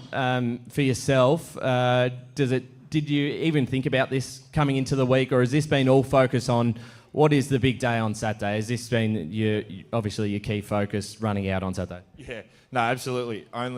We've been focused solely on making a grand final. We're so happy to be there. We feel like we've worked so hard, and it's been a long build, I guess, coming back up from first. You'd hand this back for a win on Saturday. If there's a player in this room who wouldn't, I don't want to play with them. So, yeah. Absolutely. We'll let you say any final words. You've had a fantastic season, and you're a very well-deserving winner of the Chandler Medal. Have the stage and say thank you. Yeah, so I'd obviously just like to thank East Ringwood, everyone here. You all mean an incredible amount to me. Got my partner Phoebe there at the front. I live on the peninsula, so driving up to East Ringwood, she does a lot of the heavy lifting at home. So, I appreciate you dedicating that time for me to be able to go up and play my footy. Benny Osborne. As soon as he came over, he straightened me up. I've learned so much off him, and I owe him a lot of my successes and our successes at East Ringwood. Thanks to Matt as well. Matt Krause done an enormous job at East Ringwood.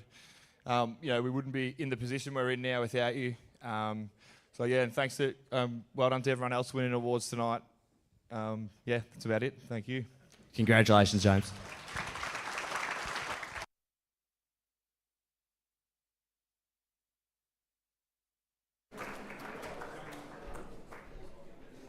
The 2024 Chandler medalist. One final round of applause to James Below from the East Ringwood Football Netball Club.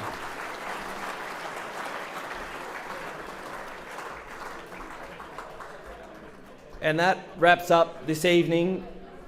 One final thank you to all the clubs, officials, volunteers, players, not only who's in the room, but who's listening at home, who's played a part in the 2024 season. We've got one more day to go. A reminder for all clubs to please come up to the front and collect your Team of the Year plaques on behalf of the players if you haven't done so already.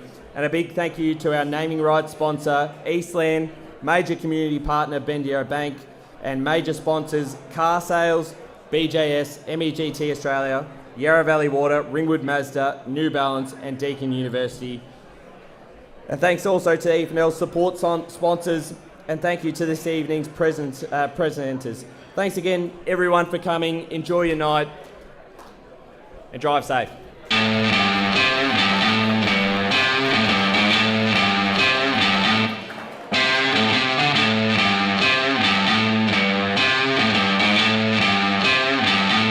Minutes without a goal. Let's see if Polar can do it. Yes, he can. Start Garthwaite out of the middle, out of the ruck. Snap on the corner. Has put it through for left, I should say, as the ball comes to ground level. Oh, just running in and kicking an open goal. It's as easy as you like when you do it like that. Snap around the body by Cooper. Will it go all the way by Cooper? That was perfection. Beautiful kick all the way to the top of the goal square. Big fly over the back. When they do this time, Ficarelli runs through and he kicks a goal. Handball away to wide over the top. They've linked up okay here. They're through the middle of the ground and hitting the deck pretty hard there was Poe, but the umpire said okay. Look at the run by White. 25 metres out from goal. Who's going to run onto it? Left foot snap. Beautiful. Draculia. It's going to be a step in the goal square, and Marshall says thank you very much. Oh, push. Oh, come on. Line skipped up by Harding. Oscar Harding turns onto the right, shots at goal, and he's got it. All the ball got the handball over the top. Now they're linking up well, running into goal. Here is Sticker, who can put it through. Sticker. Vukovic got it off to a teammate, Harding. Shot around the corner. That's a great kick. High dribble in the favour of Rory Bailey, who goes off the ground. Is it just going to fall short? It might have gone through it hard. And it's intercepted by Lily McDonald. Sends it goalwards and might bounce it through. It has! Simon Flexen in here. The two captains. The forward 50 by Fisher, gathered there by Coldstream. Bayless is going to run on with it. He's got an open goal ahead of him. And he spears it. Working for Fritsch. Round the corner. 100 goals to Darcy Fritsch. Writes himself into the history books. Dickinson gets a hand pass. Carter. On the offering. He kicked it.